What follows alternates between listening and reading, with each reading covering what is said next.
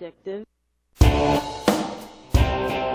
You can't handle the truth. Entirely legitimate topic for debate. You have offended my family. Hey, this is great, man. And you have offended a Shaolin temple. One major responsibility is to encourage people to use less drugs. I know nothing.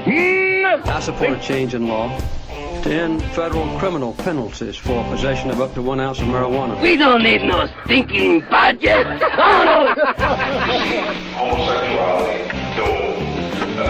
immorality generally. How in the century you have slurred the meaning of the words we, the people. Be warned, this is not your mother's marijuana. You could ask yourself a question.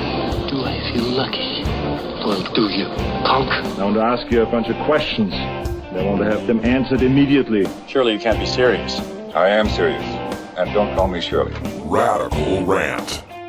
Welcome back, everyone. 48 after the hour, and today I want to rant about the Portland hemp stalk that took place this weekend at the Waterfront Park. And let's open up by just taking a look at a picture that features prominently in our hometown paper's coverage of the event. What we have here is a picture of the back of a security guy from a security company called TAC 1. TAC 1 had been hired to conduct security as requested by the city council in order to grant a permit to Hempstock in order to prevent the open consumption of cannabis on the waterfront grounds. Now, in the background, this gentleman from TAC 1 is looking directly to his right, kind of obliquely to his right, I should say, about a 15-degree angle to his right, looking at his, let's say 1 o'clock position, where there's a young man in a black t-shirt with a yellow triangle or yellow diamond on it, made to look like a street sign, with a picture, an icon of a pipe, and it says loading zone on it. And this young man, and I would anticipate, I don't know, I'm really bad at judging ages. He could be 16, he could be 26, I don't know, but he's young, probably closer to the 21 side. And in his hand, he's got what looks to be some sort of tube that he is placing to his mouth and inhaling from.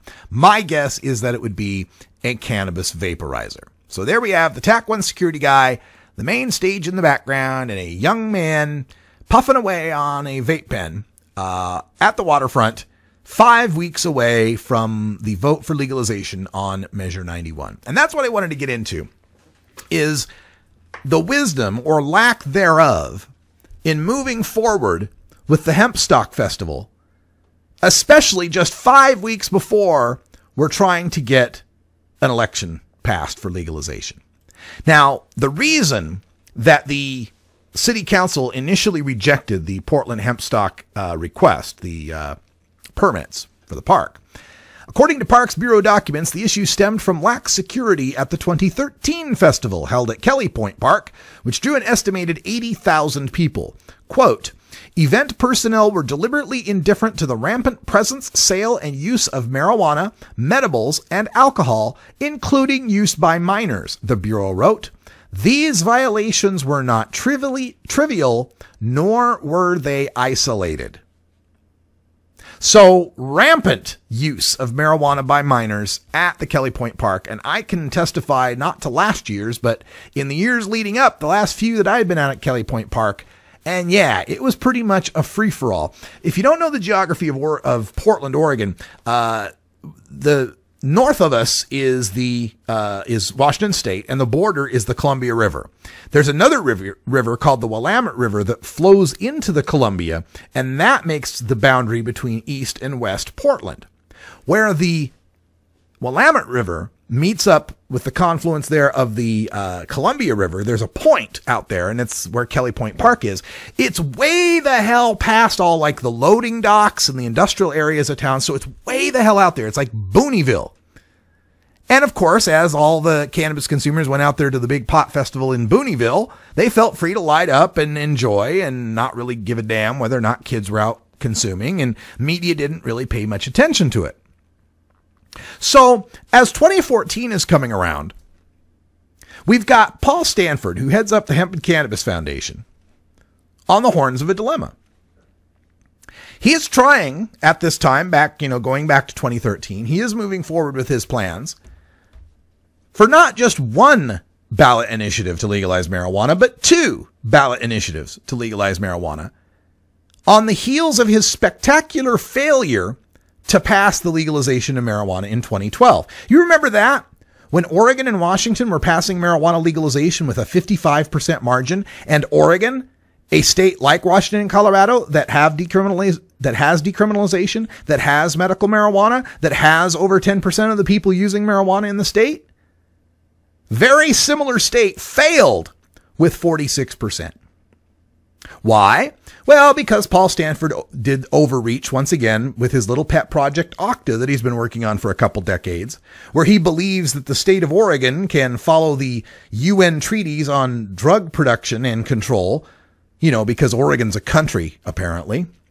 And in 2012, he was pushing for unlimited production, unlimited cultivation, unlimited possession, just so long as it wasn't commercial. Yeah. And of course, the voters rejected that, as well as rejecting his idea of creating a single cannabis commission to which all of the marijuana in Oregon would have been sold, and which would have set all the prices for marijuana in Oregon at the pot shops, and which would have been controlled by the growers like him. So that was rejected in 2012. And following that loss in 2013, marijuana activists here did 2 things. Number 1, we reached out to national funders and found that Drug Policy Alliance was willing to move forward in 2014 if there would be a marijuana legalization push that would be sensible, that would have some realistic limits, and most of all would not have Paul Stanford involved in it whatsoever. And number 2, marijuana activists basically said, hey, let's all get together and work on one thing. Because remember, in the 2012 campaign, there was also 3 different marijuana initiatives that were fighting to get recognition. And because Paul moved forward with his Octa, there was no national funding that moved forward to help in any way, because national funders won't touch the guy with a 10-foot pole. So, having all spread out our resources over 3 different initiatives the previous time in 2012 and failed spectacularly when 2 other states passed, marijuana activists, at least the serious ones in this state, said, hey, let's all work together on one initiative.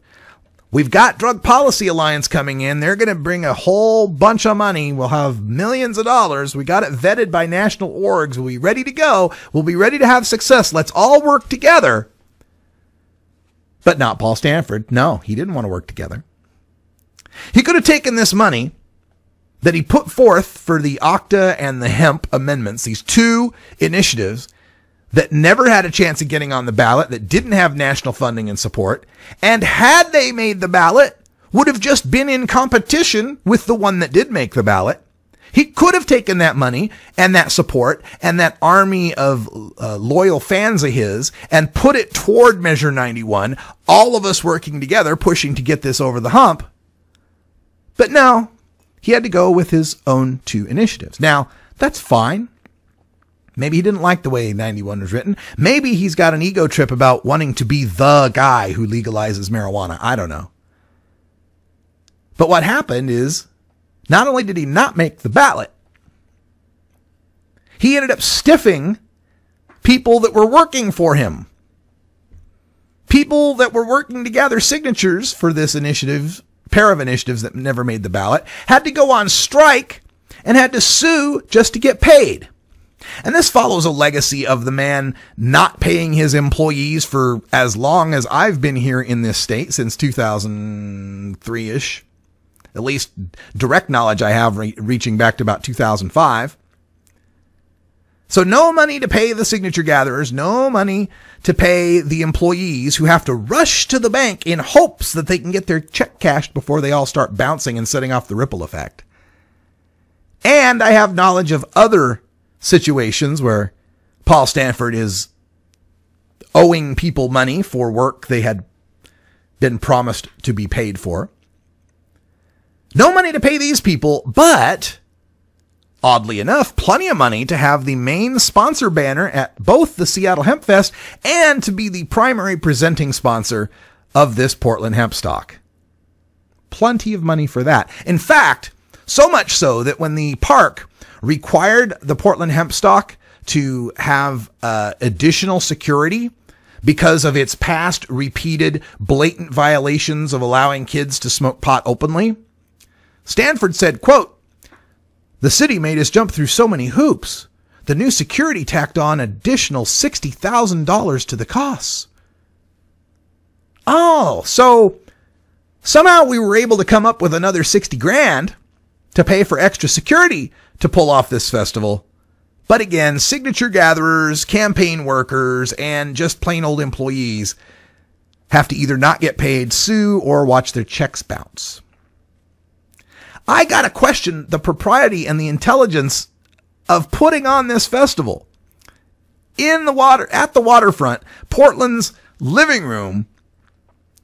And sure enough, we got the picture of the kids smoking pot right there in the newspaper, just as I had predicted. We got the MC told the crowd, quote, "Don't smoke any marijuana on the grounds, just step on the other side of the fence. Go smoke pot over there in that part of the park that we're not responsible for." Yeah, that's some responsible use that I'm sure voters on the fence would be glad to hear. We also had an MC saying, "What can we do so that at next year's Hempstock we can have a big marijuana cloud over the event, just like our friends in Colorado and Washington?" Yeah, that's going to get the undecided voter on our side, the idea of big clouds of marijuana over their public parks. And of course, we had the usual I Got's Mine crowd, medical marijuana people. One guy called Tim Johnson of Portland's Kind Supply, "I'm more into decriminalization than legalization. The problem with this year's ballot initiative is it puts the power in the hands of the state instead of turning marijuana over to the people." And another man who goes by the name of Pork Chop, quote, "I don't want to see it be recreational. I want to see it be decriminalized. I want to free the weed." Yes, your typical I Got's Mine, treat it like tomatoes crowd. By God, if it can't be as free as dandelions, then we have to oppose anything else. I've pretty much had it with these pot party people. My charges for possession in Utah have been reinstated. I'm facing a trial on October 30th. Somehow this measure and this move to legalize seems a little more serious to me, with my life, my health, my freedom, my money on the line. I ain't got time for pot parties anymore, especially badly run ones that make it harder to pass legalization. This is the Russ Belville Show. The Russ Belville Show is blogging and podcasting daily at radicalruss.com. You take a seed, you plant it, you grow it, you dry it, you roll it, you smoke it. You take a seed, you plant it, you